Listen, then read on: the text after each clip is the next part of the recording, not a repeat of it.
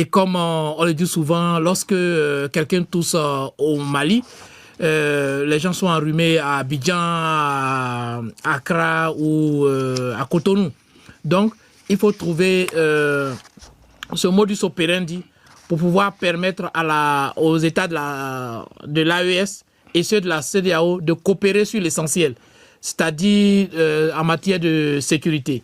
Avec des anciens djihadistes avec qui j'ai eu à échanger dans le cadre de mes recherches, ils me disaient que cette tension ne fait que les arranger. Voilà, cette tension n'arrange pas nos États, mais arrange les djihadistes qui profitent de... Ils s'installent dans le no man's land entre les différents pays et ils opèrent dans les pays du Sahel. Alors, Bob, on voit qu'il y a des initiatives quand même. Hein.